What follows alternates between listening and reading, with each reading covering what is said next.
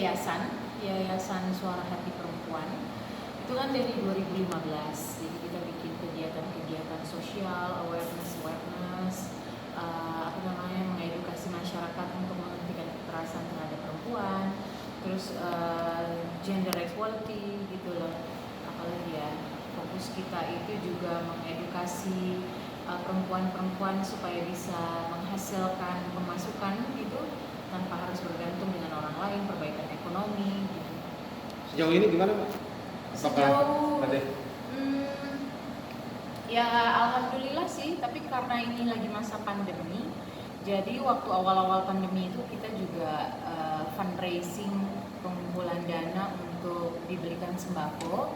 Terus kita sembako-sembakonya itu kita berikan ke perempuan-perempuan jompo yang sudah tidak ada suami lagi, yang kita bantulah gitu, karena kan mereka udah nggak kerja juga. Nah, dengan kegiatan itu jadi jumlahnya di Indonesia tuh berapa sih Mbak soal kekerasan terhadap wanita atau apa itu udah banyak nggak sih maksudnya? Banyak. Kalau berdasarkan Komnas Perempuan, laporannya itu kan setiap tahun beda-beda tuh. Setiap bulan Maret itu kan mereka mengeluarkan data tahunan ya, catatan tahunan, dan setiap tahun pasti ada peningkatan kekerasan terhadap perempuan, baik secara verbal ataupun secara fisik gitu. Nah itu yang kita yayasan tuh mencoba fokuskan supaya ada edukasi bagaimana untuk menghindari yang namanya kekerasan. Terus udah gitu ya nggak semuanya orang tahu kan bagaimana misalnya seorang perempuan itu mendapat perlakuan kekerasan, mungkin dia hanya diem aja tapi sebenarnya dia berani untuk speak up. Jadi kita juga ngajarin perempuan-perempuan untuk berani speak up. Kak, ini berapa tahun sih udah jalan yayasannya? Dari 2015. Nah, awal mula selain maksudnya mengajak untuk wanita speak up gitu atas kekerasan yang diterimanya gitu. Nah, alasan selain itu ada apa lagi nggak sih Kak? Alasan lain dan tujuannya apa yang ingin dituju gitu? Tujuannya untuk menghentikan kekerasan terhadap perempuan, kemudian bisa memberdayakan perempuan Indonesia supaya lebih maju, lebih independen, tanpa harus bergantung dengan orang lain. Kemudian kita juga inginnya perempuan-perempuan Indonesia itu berani speak up kalau misalnya mereka sedang menghadapi kekerasan gitu yang dialami.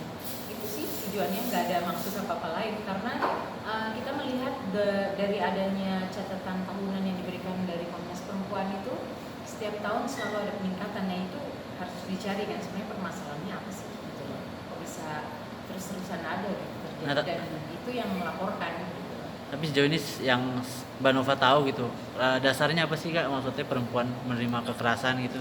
Macam-macam ya, mulai dari ada faktor ekonomi dalam keluarga, misalnya si perempuannya lebih tinggi penghasilannya, kemudian suaminya tidak terlalu besar penghasilannya, seperti perempuan menimbulkan kecemburuan sosial di dalam keluarga.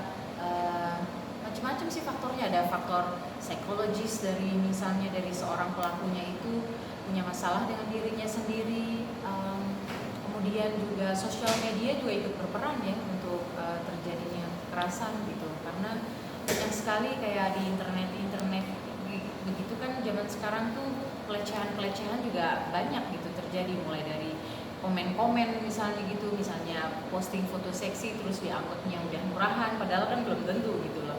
Jadi yang begitu-begitu yang kita mencoba untuk pelan-pelan bukan dibasmi tapi lebih kepada mengedukasi masyarakat, berbagi edukasi.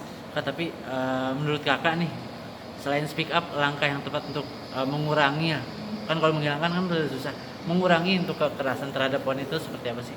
Laki-lakinya perlu diedukasi juga gitu loh, karena kalau hanya perempuan yang diedukasi, karena rata-rata kan memang perempuan menjadi korban, laki-laki pada umumnya, tidak semua ya, perlu digarisbawahi, tapi pada umumnya adalah sebagai pelaku. Nah kalau misalnya laki-laki yang tidak diedukasi, mungkin laki-lakinya itu atau si pelakunya itu tidak tahu bahwa dia melakukan kesalahan gitu loh, dia telah melakukan kekerasan gitu.